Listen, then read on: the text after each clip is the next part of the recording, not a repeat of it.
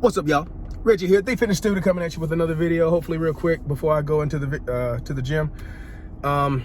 Just something I'd like to remind y'all. Now, we're in the quote-unquote kind of dog days of summer, and again, in South Carolina, hot is like, you know, getting into the 90s for a lot of people. And shout out to Tori and Martinez. But when it hits 90 over here, it's just like, most people think it's like, oh my gosh, it's so hot. But anyway, just something to keep in mind, mostly for folks who walk dogs. And if you don't have a dog, then just be mindful of this and maybe share the video, get it out there, help other people be aware and be reminded. You know, you never know who is not aware of this. But the temperature of especially black asphalt, not to mention just concrete and road and whatever else, can be considerably higher than the outside temperature. So obviously it varies greatly if it's just been if it's direct sun and there's no shade on it. So in some places you might be in and out of shade. So when you're walking your dog, I know a lot of people walk their dogs for exercise, etc., please be mindful of this. Because like the temperature of the asphalt, now there's tables and whatnot you can look at, but it can be, especially if it's in direct sunlight, if the temperature is like 90 degrees outside, that asphalt can be 130, hot enough to fry an egg on. If it's above 90, you can be looking at, again, depending on the age, the type, etc., and some of my folks in construction, I've got a little bit of experience in some construction things. I talk about it a lot. I love it, but I'm not some, you know, general contractor or something who's, you know, has 30 years experience in that. I got 30 years experience in health and fitness, but not that. But I love construction and construction related stuff. So, you know, a lot of people know this if you're kind of in that field, but there's tables and whatnot you can use. But just know, like, if it's hot outside and you're out and you're walking your dog, you need to make sure you be mindful of this. And people have learned this the hard way. And, you know, dogs and cats, a lot of animals in general, are pretty good at hiding pain. It's kind of a self-preservation, you know, obviously, you know, learned thing that's good for surviving in the wild. If you don't show pain, you don't show that you're hurt or injured, and you might not know until it's too late. So just keep that in mind. Like if it's 90 plus degrees, the asphalt, especially black asphalt that's relatively new, it can be 150 plus. So, and people learn this a lot of times when you're out jogging sometimes, and you can start to see or feel the difference in your shoes, on the bottom of your shoes, depending on where you're at. So just keep that in mind, you know. And another thing to keep in mind too is that your animal, your dog or whatever, most people don't really walk cats, some do. Mine wouldn't really go for that, I don't think, but luckily I don't, you know, I don't have to. But remember that your dog has 4 legs and their metabolism is generally a little bit higher than yours.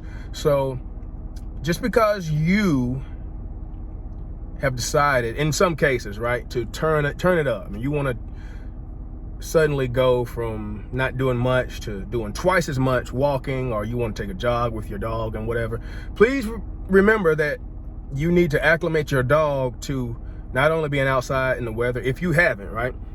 But don't think that just because your dog is a dog and it's an animal, that it's somehow devoid of the same kind of principles of acclimation and getting used to changes in temperature and exercise, etc. So, and especially if you have a small dog, just know, again, a lot of people learn this the hard way too. You can permanently damage your dog.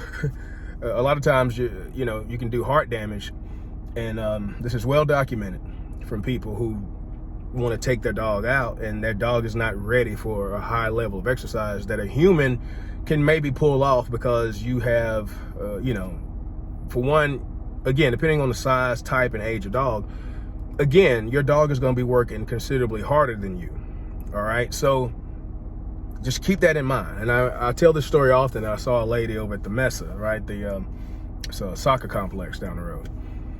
Soccer complex, there's track out there for you to walk on, etc. And a lady was walking her dog, and this was one of these little dogs, something like this. And just by the looks of it, it looked like it was, you know, maybe up there in age. I don't know, can't remember. This was a few years ago, but I've always wanted to kind of tell this story to people. But, you know, when you're going road-wise, I guess would be kind of counterclockwise if you looked at it from the sky. But when you go the way that you can read the signs, left to right when you pull into the parking lot, you know down here on the left side, there's 2 hills coming up there to begin with.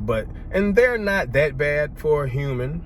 And again, depending on size, age, whatever of your dog. But for one, this lady had just came up these hills, and she was, you know, the dog was behind her, just struggling, you know what I'm saying? You could just tell. Anybody that has eyes could understand what was going on, and you could understand the body language, even though I couldn't hear from about 50 feet away. And I was still in my car, but she was like turning around and like yelling at the dog to come on and kind of pulling on it a little bit, and the dog, because the dog had kind of had to stop. And that really just, man, if I wouldn't have been who I am, I really wanted to say something to this person. But especially smaller dogs, you know, they're taking who knows how many strides just to keep up with even a moderate striding human. So keep this stuff in mind, and there's no telling if that dog was, you know, what happened with that dog or what happens around that dog any other time. But it's kind of abuse. So just make sure, you know, I know a lot of people, it's inconvenient. You might not be able to have anybody to sit your dog. You want to go get some exercise. I don't know. You need to get a crate. You need to invest, do whatever you need to do to be able to not abuse your dog and be mindful of your dog and their fitness level, and make sure that they get acclimated as well. And that might be different than your pace. So just keep these things in mind. Google is your friend. You can look up your breed and kind of find out what you need to kind of be mindful of. But I don't know, just want to do a video about this. You get the idea. Yeah. So love, peace, bacon grease, and donut yeast. But to the least, stop the madness, please. I think that's enough for the night. Get ready to go into the gym this evening. But anyway, see y'all later. Peace.